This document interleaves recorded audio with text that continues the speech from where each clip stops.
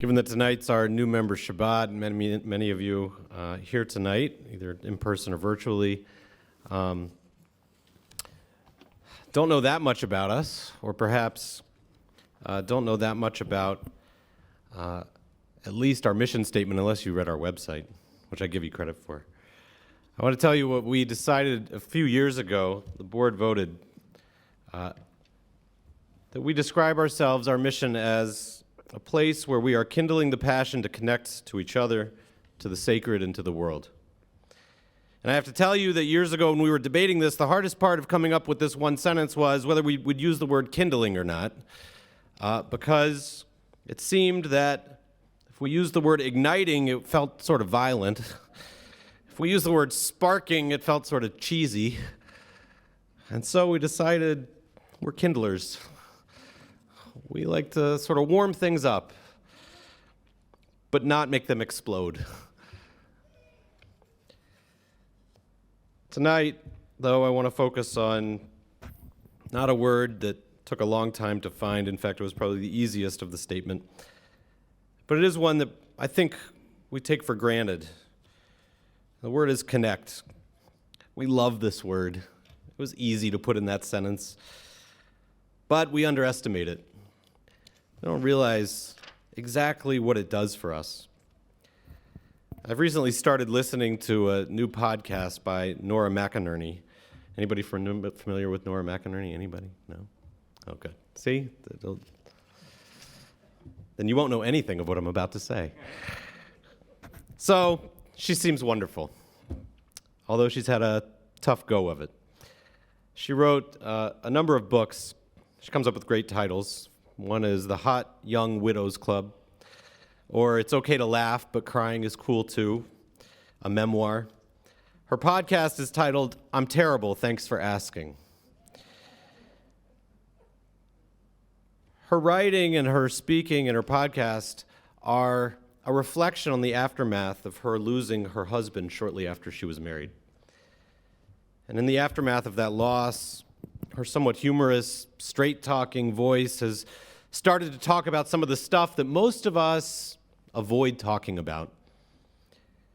So in the episode I listened to this week, Nora couldn't sleep. She was up at 2 a.m., staring at the ceiling, an image I imagine we could each describe the ceiling right above our beds, because each of us has had nights, hopefully not many, but for some of us it has been, where we lay there unable to fall asleep. So she's staring at her ceiling, but because she has created this life for herself, she decided that she wouldn't lay there alone, per se. So she went to her Instagram. She has a number of followers now. She posted at 2 a.m., "Why are you up?" The remaining 45 minutes of the podcast is simply filled with people who at 2 a.m. in the morning recorded for her why they were up. One woman could not stop thinking about the pasta that she bought. She realized that she bought shells instead of strings. We laugh, but as she explained at 2 a.m., in this case, her mother lives with her, and her mother lives with a crippling illness. Her mom cannot eat pasta shells because she can't keep her fork balanced enough to hold the pasta.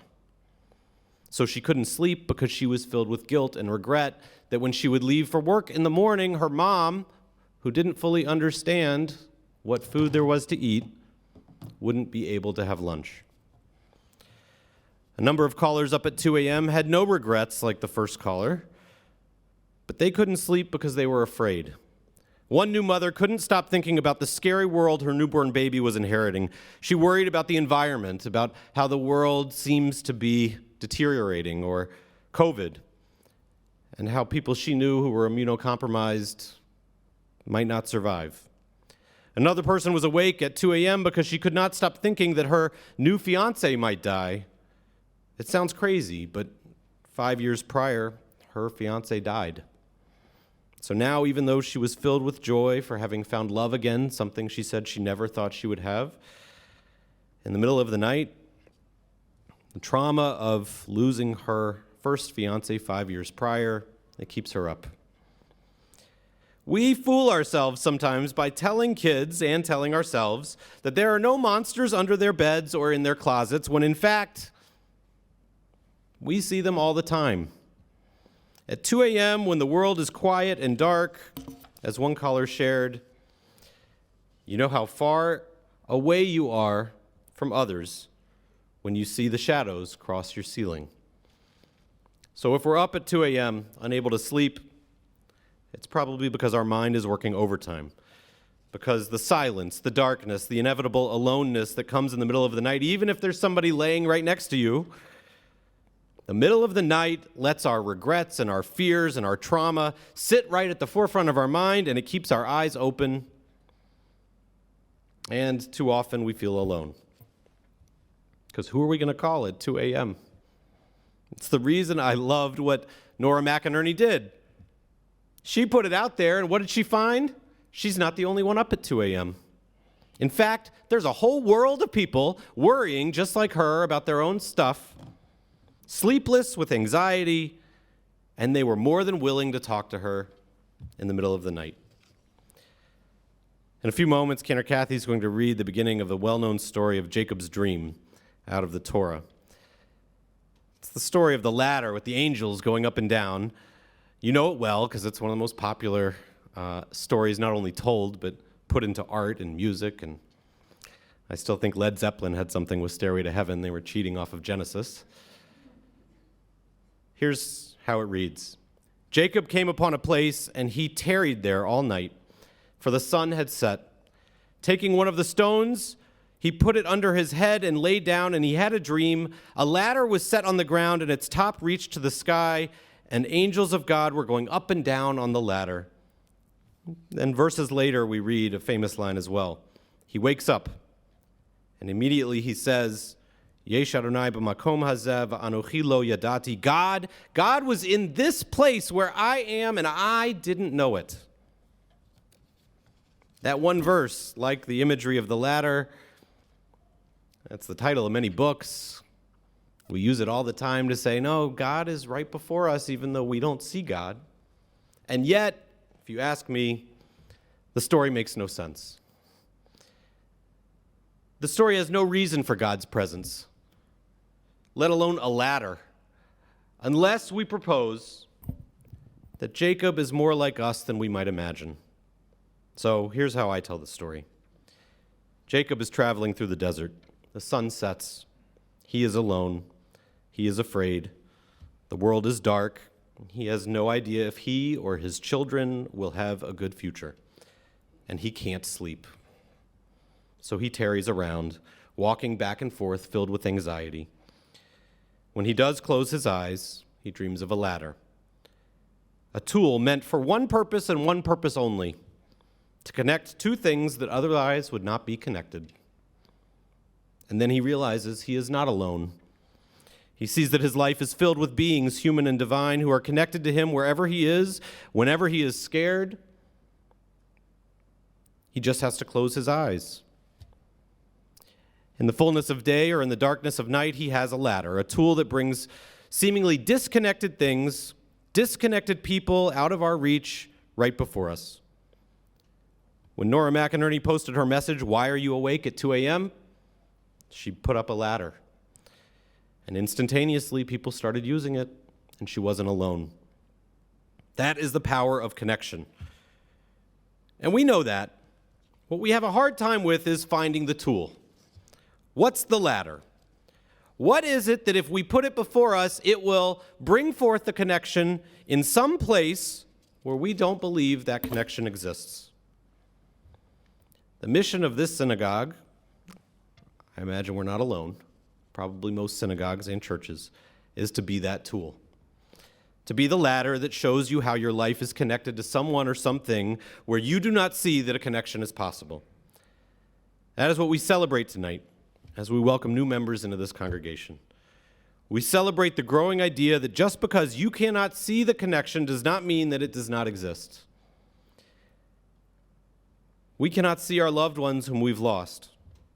Many of us here tonight are sharing names of people who lived life with us but who are not easy to connect with anymore, and yet We come here, we say their name, we build a ladder, and we are connected to them with a community of people who also believe that we can connect to them by sharing their name and saying a prayer.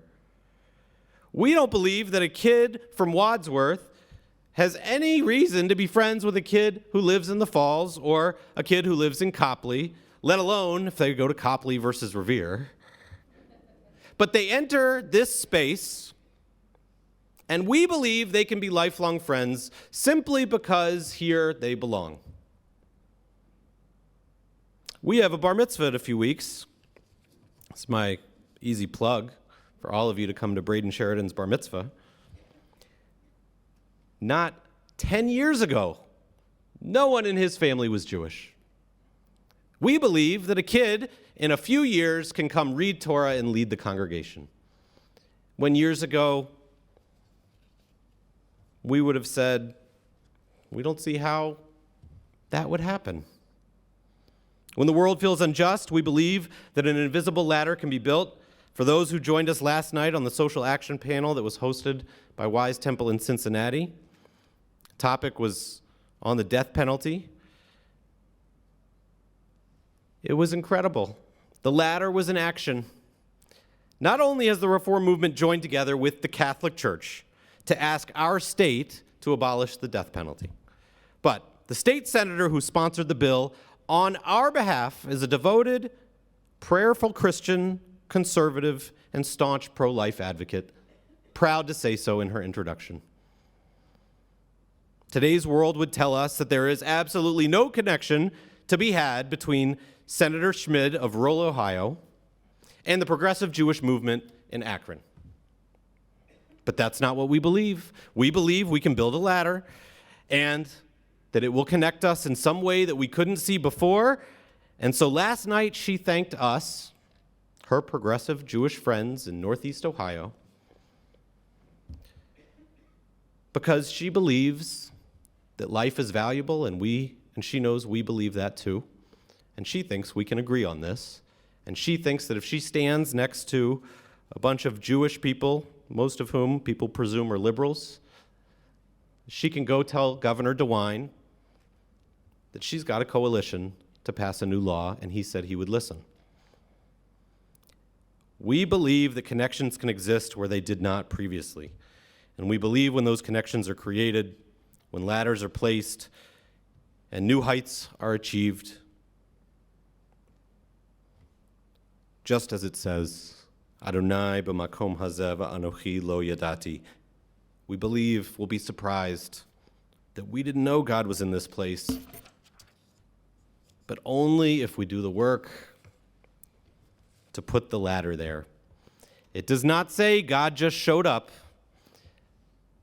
It does not say that Jacob didn't have issues that he was struggling with.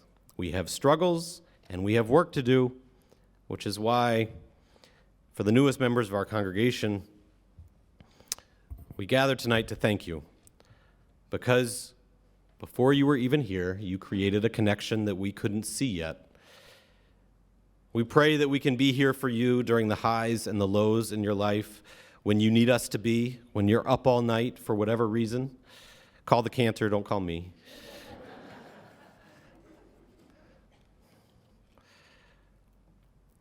And perhaps occasionally we'll be there when you don't even want us to be there. We're good at that.